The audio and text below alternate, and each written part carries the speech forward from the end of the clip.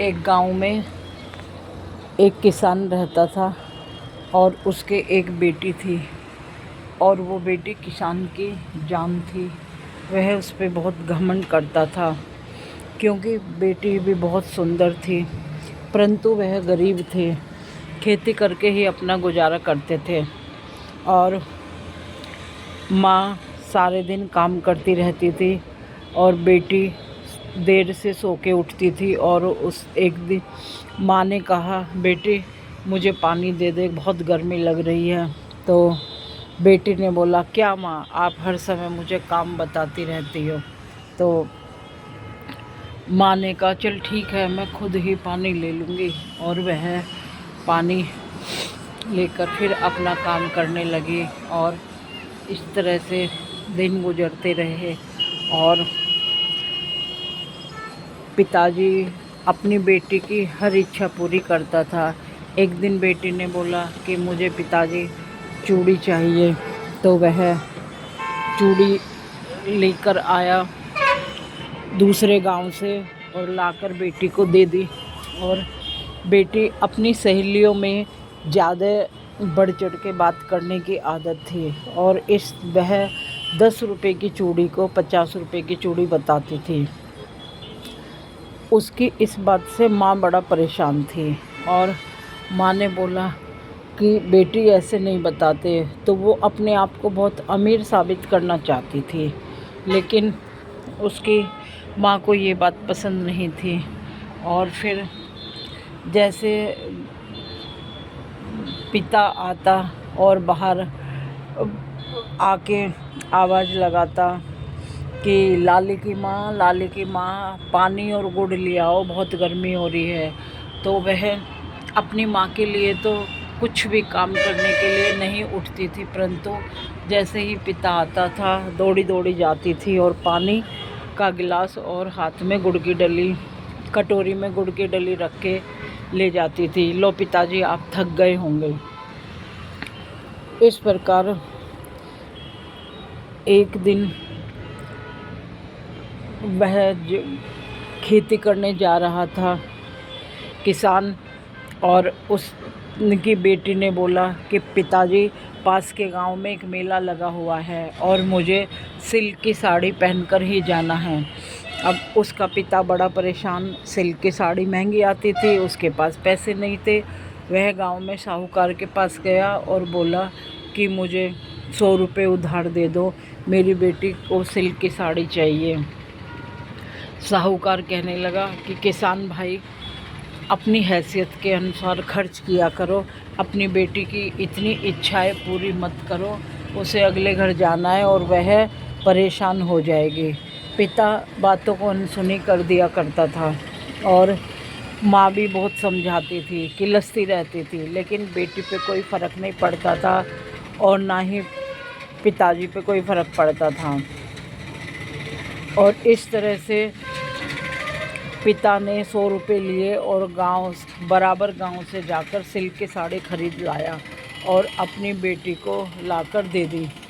बेटी ने साड़ी पहनी, बेटी बहुत सुंदर और खूबसूरत थी, तो वो साड़ी, लाल रंग की साड़ी उसके ऊपर बहुत जच रही थी।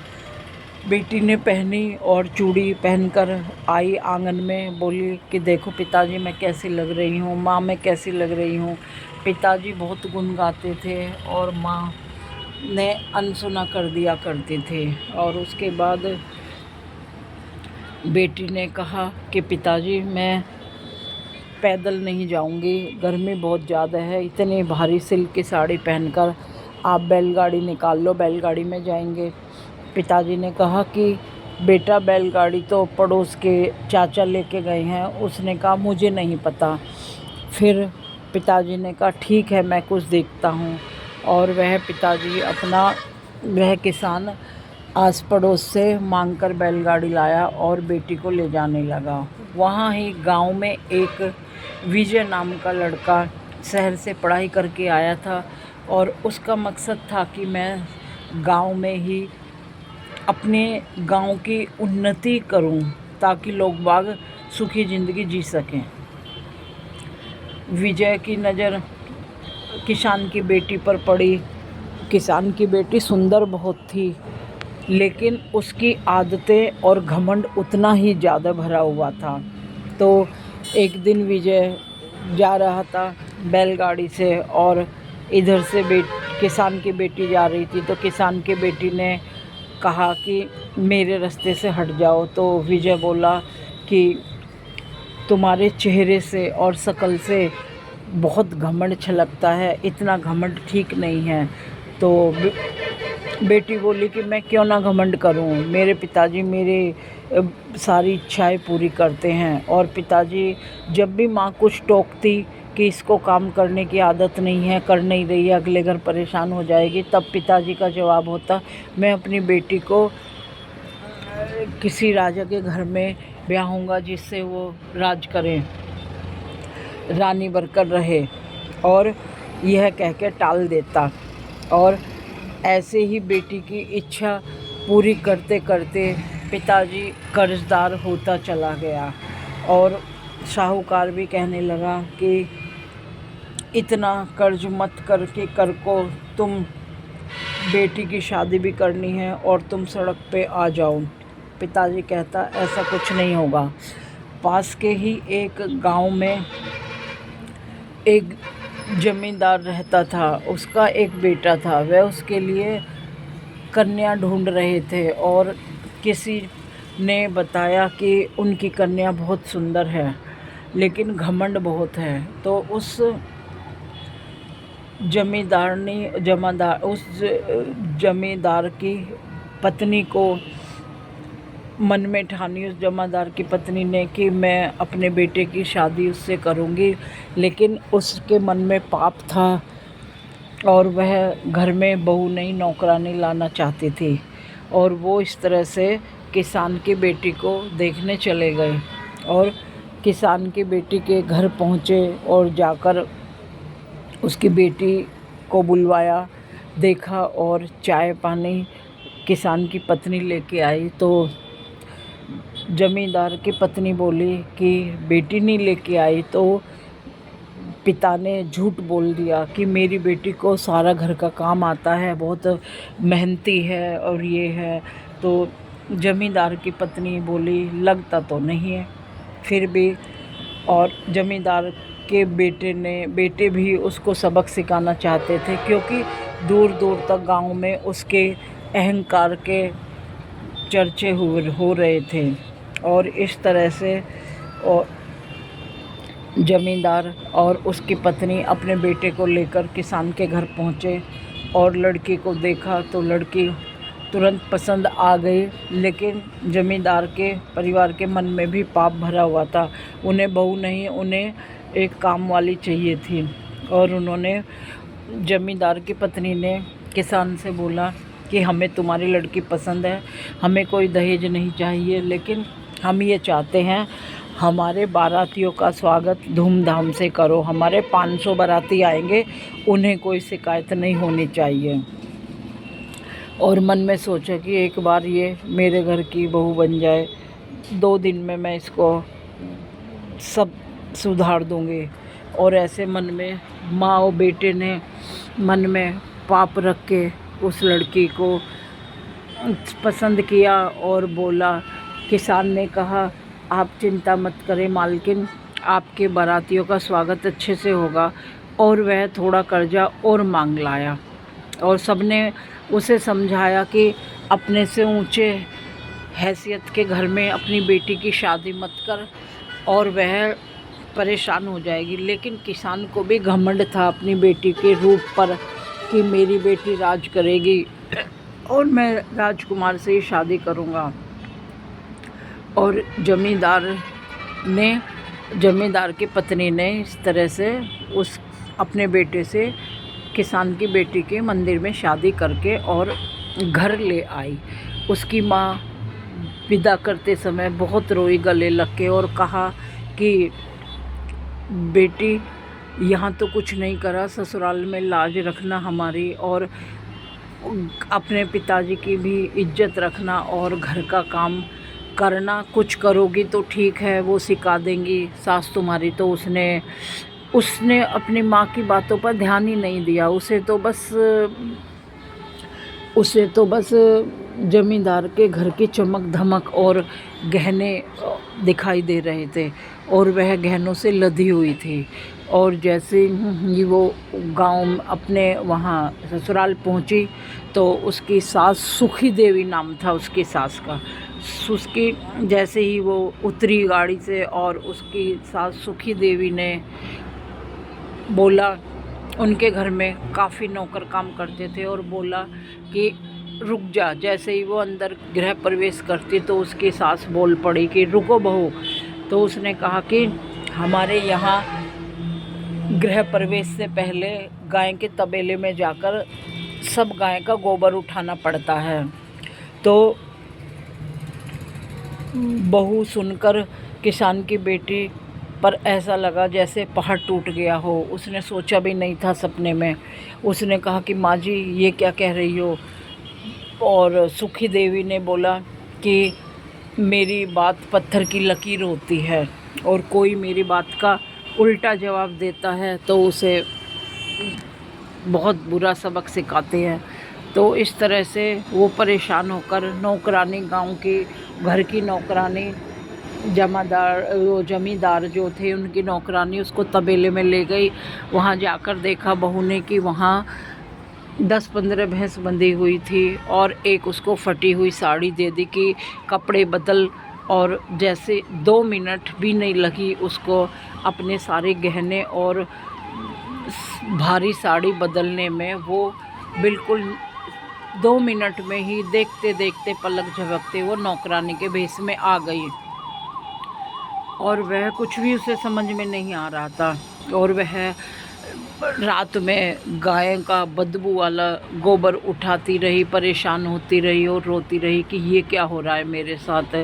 कुछ भी समझ में नहीं आया। फिर दिन निकल गया, थक गई भूखी प्यासी। फिर उसको सास ने, उस सुखी देवी ने फिर दूसरा ऑर्डर सुनाया कि अब तुम उसको अंधेरे कमरे में बंद कर दिया, और बोला कि ये 20 किलो गेहूं हैं, और जब तक इनका आटा चक्की से नहीं बनाओगी तब तक तुम अंदर नहीं जा सकती, और खाना भी तुम्हें तभी मिलेगा। वो उस सुखी देवी तो उसका घमंड तोड़ना चाहती थी, और वह बेचारी रोती रही।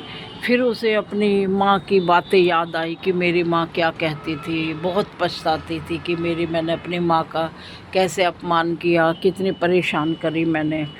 तो इस तरह से 3 महीने हो गए, बेटी की कुछ खोज खबर नहीं मिली, और पिता बहुत परेशान हो गया।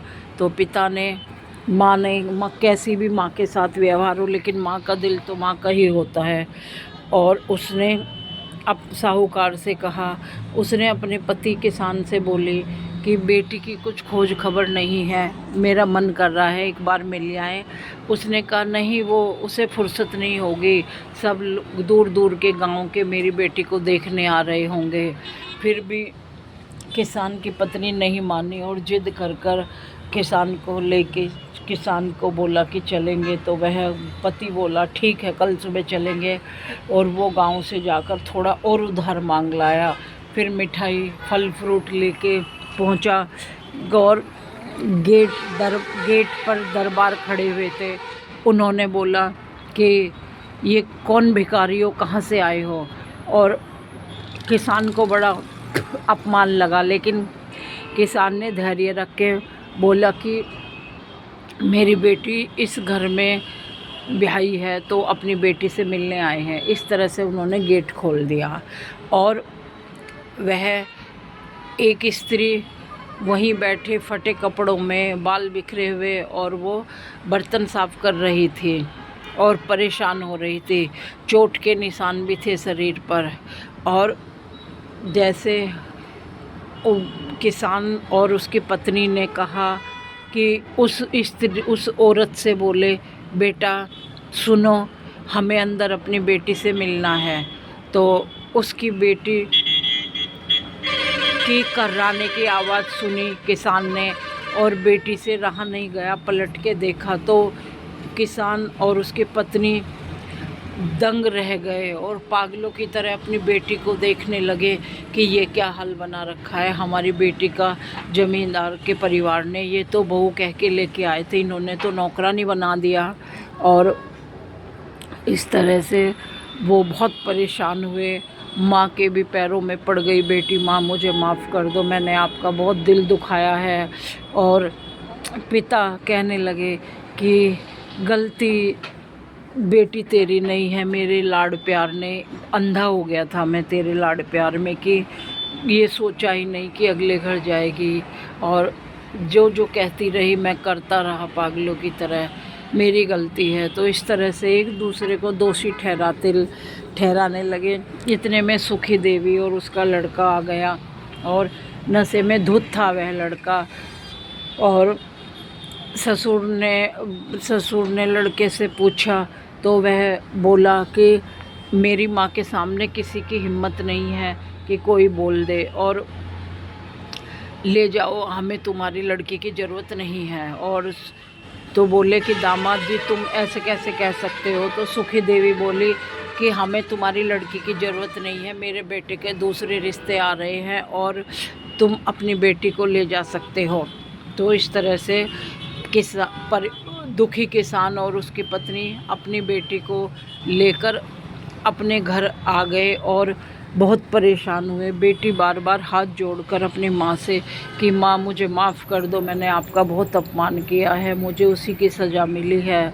और पूरा गांव परेशान था लेकिन कह कुछ नहीं पा रहा था। और उस प्रकार किसान बैठा हुआ हुक्का पी रहा था। तो जो भी कोई लड़की का बाप जाता उसे बुलाकर कहता अपनी बेटी को इतना लाड़ प्यार मत करना कि आगे जाके वो ही लाड़ प्यार उसके गले का फंदा बन जाए। अपनी बेटी को अच्छे संस्कार देना, सब काम सिखाना ताकि वो आगे जाके सुखी ज़िंदगी जी सके। और अपनी हैसियत से ज़्यादा ऊंचे घर में शादी मत करना। भाइयों, मैंने बहुत बड़ा सबक लिया है। और इस प्रकार परेशान होकर वो जो भी कोई आता सबसे बोलता कि ऐसा काम मत करना कि मेरी बेटी दलदल में गई, वो मेरा ही कसूर था। इस तरह से दोस्तों इस कहानी से ये शिक्षा मिलती है कि बच्चों को प्यार करो लेकिन उन्हें साथ साथ संस्कार भी अच्छे दो। बेटी को अगले घर जाके घर संभालना है, वहाँ का वंश चलाना है, तो वो अच्छे संस्कार से सबका मन जीत लेगी और घर के कामकाज सीखेगी। और बेटे को ये संस्कार दो कि जो लड़की आए उसकी इज्जत करो। हम बहू लेके आते हैं, काम वाली नहीं लेके आते। तो दोस्तों मिलते हैं फिर अगली अच्छी कहानी में। अगर आपको पसंद आए तो लाइक और सब्सक्राइब करना। ओम नमः शिवाय।